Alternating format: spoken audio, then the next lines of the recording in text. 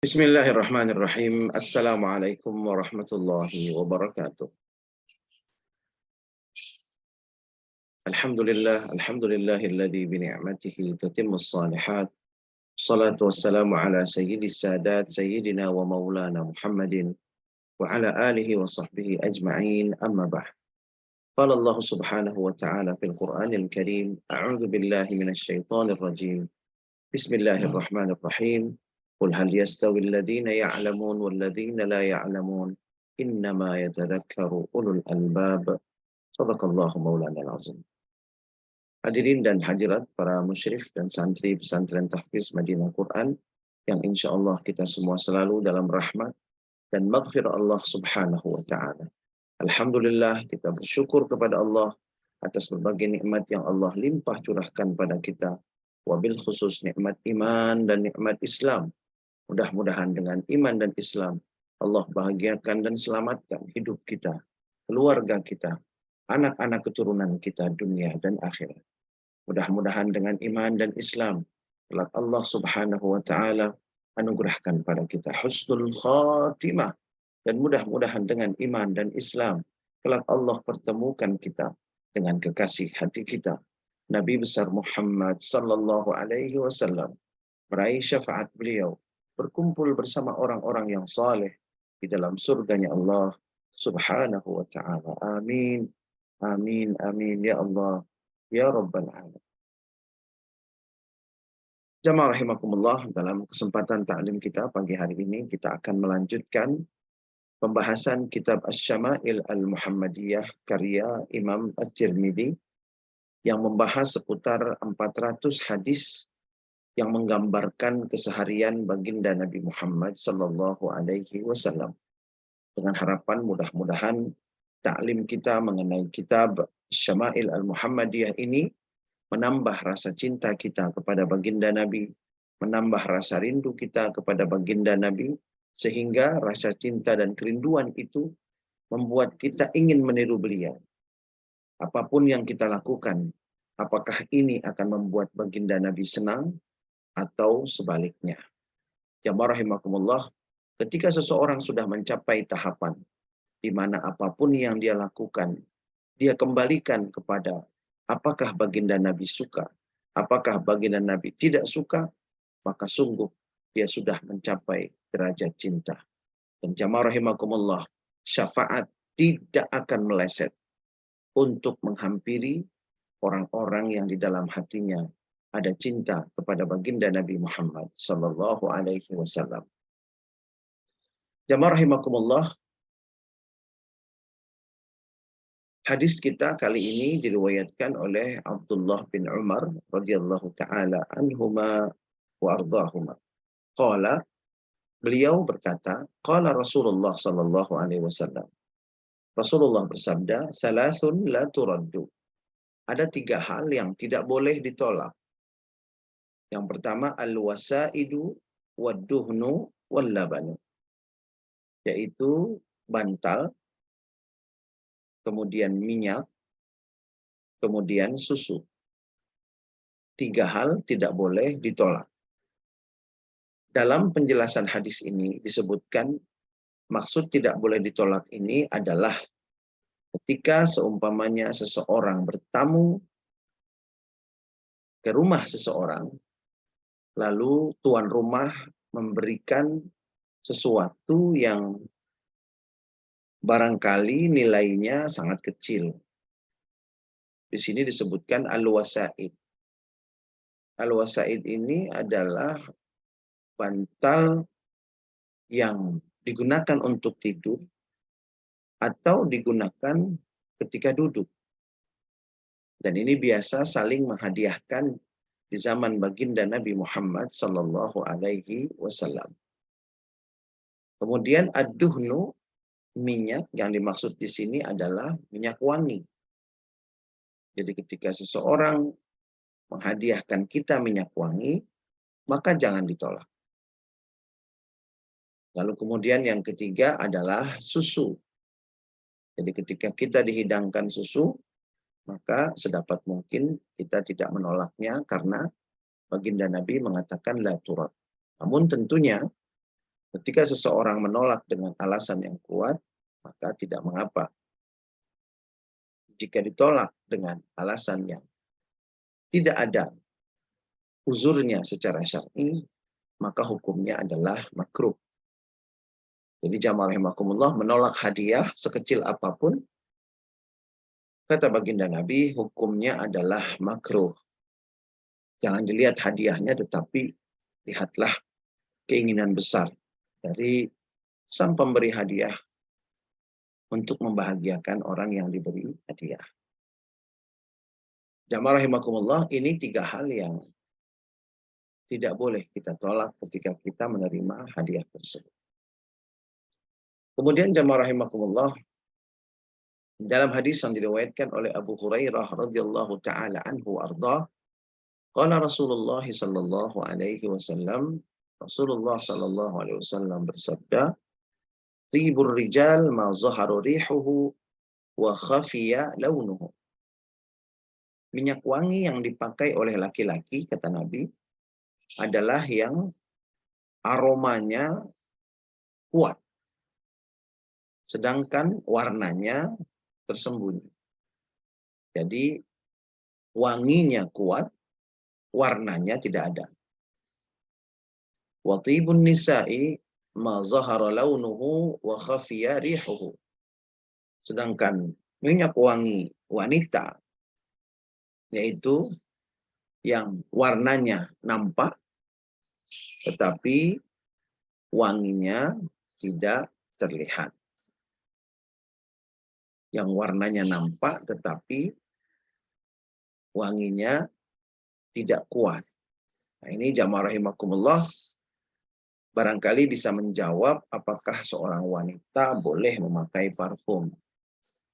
Jadi Rasulullah memang melarang wanita memakai parfum dengan aroma yang kuat.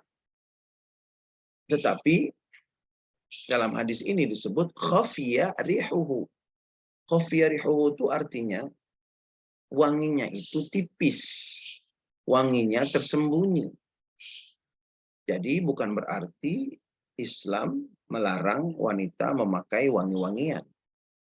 Yang dilarang adalah parfum dengan aroma yang kuat. Sehingga ketika lewat berpapasan dengan laki-laki bisa membangkitkan syahwat. Dan ini yang memang terjadi di dalam kehidupan sehari-hari. Ketika seseorang wanita memakai parfum yang kuat, maka itu bisa membuat laki-laki bangkit syahwatnya. Dan ini yang dilarang oleh baginda Nabi Muhammad sallallahu alaihi wasallam. Bahkan dalam sebuah hadis disebutkan, ayyuma imra'atin ista'tarat, kalau ada seorang wanita yang memakai minyak wangi, kemudian wa marrat ala qaumin, kemudian dia lewat suatu kumpulan laki-laki, liyajidu min rihiha, agar laki-laki itu bisa mencium aroma parfum yang dia pakai, fahiya zaniyah, maka kata Nabi, wanita itu adalah wanita pezina. Na'udzubillah, thumma na'udzubillah min dzalik. Jadi kalau memakai parfum dengan aroma yang kuat dan sengaja dia gunakan parfum itu untuk menggoda laki-laki, maka jamaah rahimakumullah, Nabi mengatakan fahiya zaniyah. Wanita itu adalah pezina. Sehingga bagi wanita boleh menggunakan wangi-wangian, tetapi wangi-wangiannya itu yang tipis. Artinya kalau di zaman sekarang barangkali ini lebih kepada penghilang bau badan. Bukan parfum tetapi penghilang bau badan. Sehingga jamaah rahimakumullah, di zaman kita ini sebetulnya sudah ada solusi bagi para wanita untuk tidak menggunakan parfum dengan aroma menyengat, tetapi gunakanlah kosmetik-kosmetik yang memang bisa menghilangkan bau badan. Kemudian jamaah rahimakumullah, hadis berikutnya juga membahas tentang tidak bolehnya kita menolak minyak wangi. Jadi Rasulullah Shallallahu Alaihi Wasallam memang sangat menyukai wangi-wangian. Jadi umat Islam itu harus wangi. Umat Islam itu tidak boleh bau. Umat Islam harus bersih. Umat Islam harus resik. Karena baginda Nabi mencontohkan hal itu. Qala Rasulullah sallallahu alaihi wasallam, Nabi bersabda, "Idza u'tiya ahadukum ar-raihan fala yarudduhu fa innahu kharaja minal jannah." Jamaah rahimakumullah, Nabi bersabda, kalau ada di antara kalian yang diberikan ar-raihan. Ar-raihan itu adalah setiap tumbuhan yang baunya harum. Setiap tumbuhan yang baunya harum. Jadi raihan itu tumbuhan yang berbau harum. Dan biasanya tumbuhan ini dibuat parfum. Jadi raihan itu adalah tumbuhan yang harum yang menjadi materi dasar pembuatan parfum. Di zaman Nabi sudah sangat dikenal beberapa jenis pohon-pohon yang merupakan material pembuatan parfum karena wanginya yang sangat harum. Jamaah rahimakumullah, Rasulullah berpesan kalau ada di antara kalian yang diberikan raihan atau tumbuhan yang wangi tadi, fala yarudduhu, jangan pernah dia menolak. Terima. Fa innahu kharaja minal jannah. Karena pohon-pohon itu, kata Nabi, sesungguhnya berasal dari surganya Allah Subhanahu wa ta'ala. Jamaah rahimakumullah, hadis ini menunjukkan betapa Rasulullah sangat menyukai wangi-wangian. Betapa Rasulullah Shallallahu Alaihi Wasallam begitu menjaga penampilannya. Sehingga jamaah rahimakumullah, kita disunnahkan bagi laki-laki untuk memakai parfum kemanapun kita pergi, dan utamanya lagi ketika sholat berjamaah. Menjaga kebersihan gigi dengan cara bersiwak.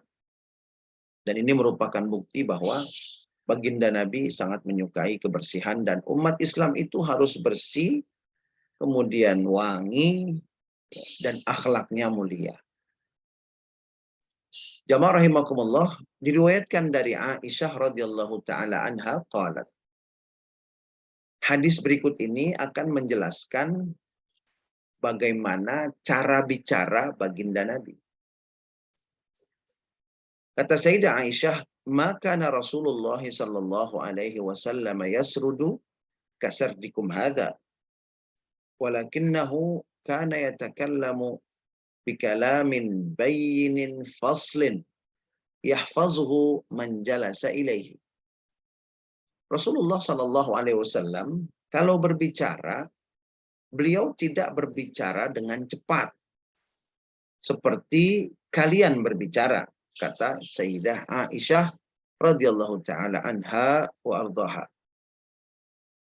Beliau kalau berbicara, ucapannya itu jelas dan ucapannya itu rinci, tuntas. Sehingga orang-orang yang mendengarnya di sekeliling beliau akan bisa menghafalnya, akan bisa mengingat apa yang diucapkan baginda Nabi Muhammad sallallahu alaihi wasallam.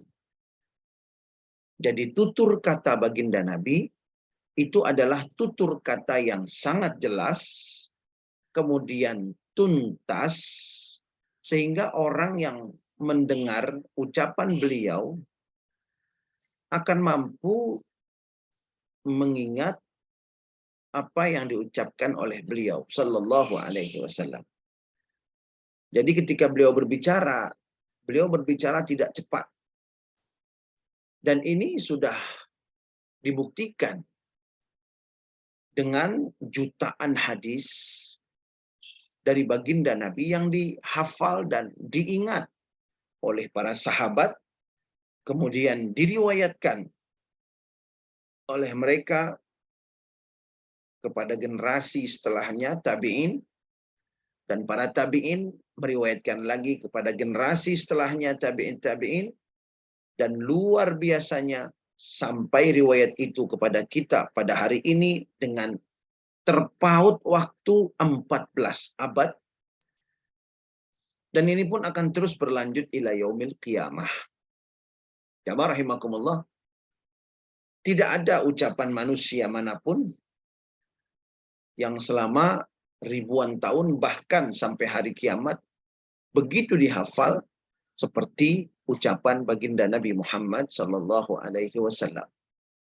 Bahkan banyak penghafal-penghafal hadis, ulama-ulama hadis, dan bahkan dibukukan ucapan-ucapan baginda Nabi seperti yang bisa kita lihat di dalam Kutubus Sittah, Kutubut Tis'ah, Sahih Bukhari, Sahih Muslim, Sunan Ibn Majah, Sunan An-Nasai, Sunan At-Tirmidzi, Sunan Ad-Darimi, Musnad Imam Ahmad ibn Hanbal, Mustadrak Al-Hakim, dan kitab-kitab hadis yang lainnya. Kemudian jamaah rahimakumullah, diriwayatkan dari Sayyidina Anas bin Malik radhiyallahu taala anhu wardah. Kana Rasulullah sallallahu alaihi wasallam yu'idul kalimata thalathan lituqala anhu. Kata Sayyidina Anas, di antara cara bicara baginda Nabi, beliau mengulangi ucapannya 3 kali supaya betul-betul dimengerti. Jadi baginda Nabi seringkali berbicara, kemudian diulang 3 kali supaya betul-betul mengerti.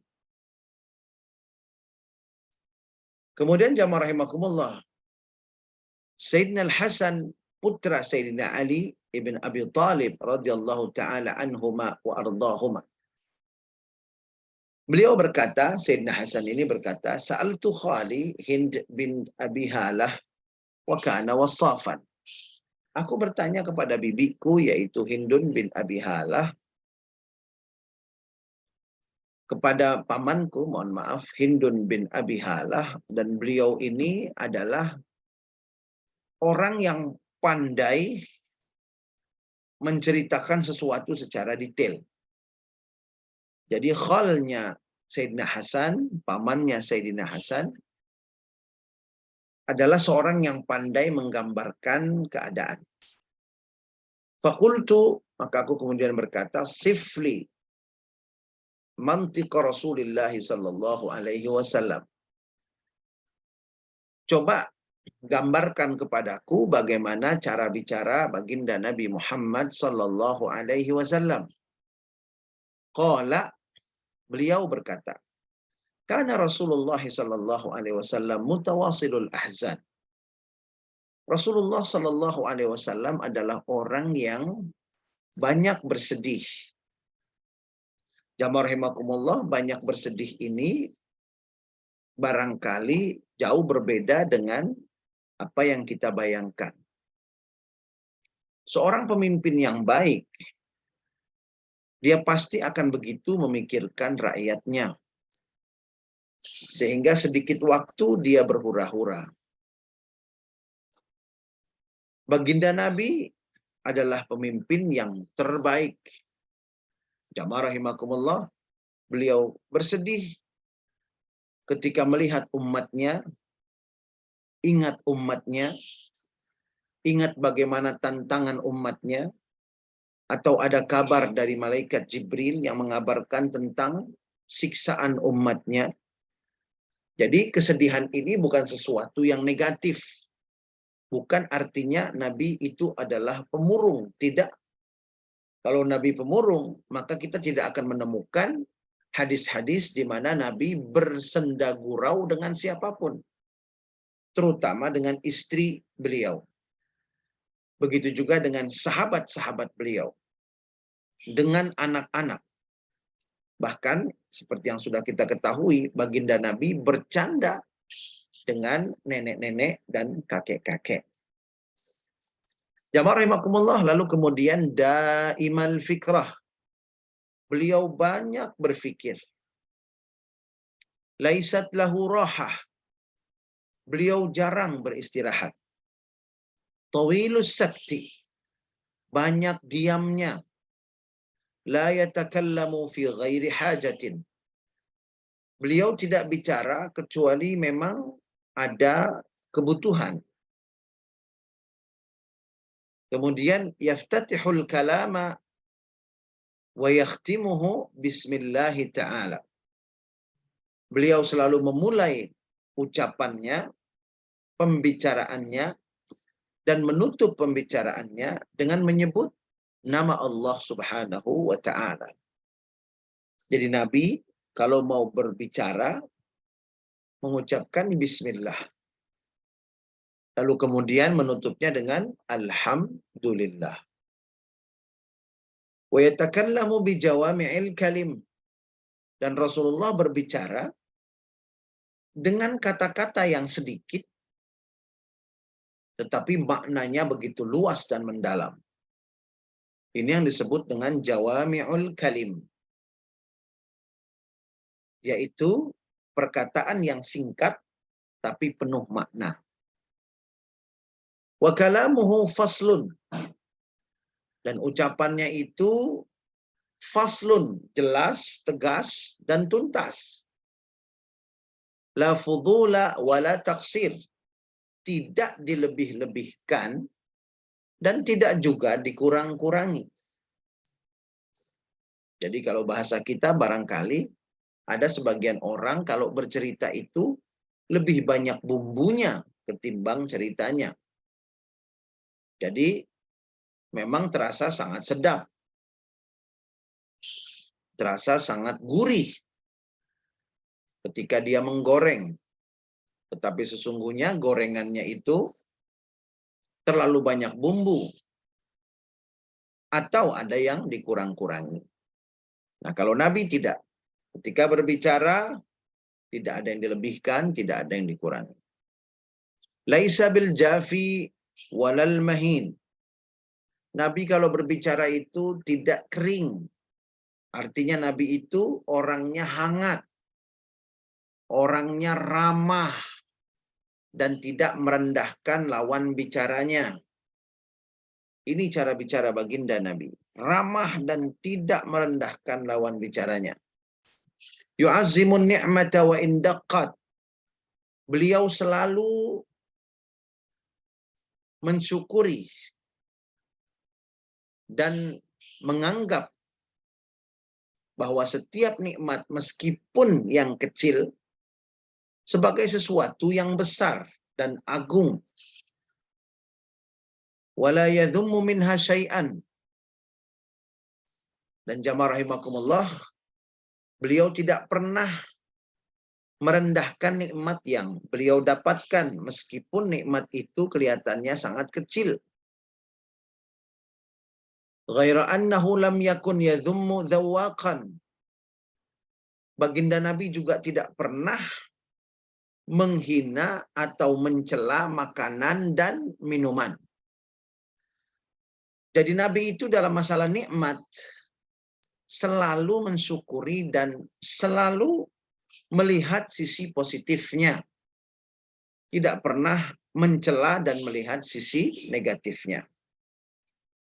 Dan jamaah rahimakumullah, kita akan lanjutkan pembahasan mengenai bagaimana cara baginda Nabi Muhammad SAW berbicara dalam pertemuan berikutnya. Bismillahirrahmanirrahim. Alhamdulillahirabbil alamin. Allahumma salli ala sayyidina Muhammad wa ala ali sayyidina Muhammad. Allahumma la tada' lana fi majlisina hadha dhanban illa ghafartah wa la 'aiban illa satartah wa la maridan illa syafaitah wa la daynan illa qadaitah wa la hajatan min hawaijid dunya wal akhirah illa qadaitaha wa yassartaha ya Allah ya rabbal alamin. Rabbana hab lana min azwajina wa dhurriyyatina qurrata a'yun waj'alna lil muttaqina imama. Rabbana ighfir lana wa liwalidayna warhamhuma kama rabbayana shighara. Rabbana atina fid dunya hasanah wa fil akhirati hasanah wa qina adzaban nar. Wa sallallahu ala sayyidina wa maulana Muhammadin wa ala alihi wa sahbihi wa sallam. Walhamdulillahi rabbil alamin. Kita tutup dengan kafaratul majlis. Subhanakallahumma wa bihamdika asyhadu an la ilaha illa anta astaghfiruka wa atubu ilaik. Billahi taufiq wal hidayah. Wassalamualaikum warahmatullahi wabarakatuh. Waalaikumsalam warahmatullahi wabarakatuh. Barakallahu fikum. Ya. Barakallahu fikum. Buya.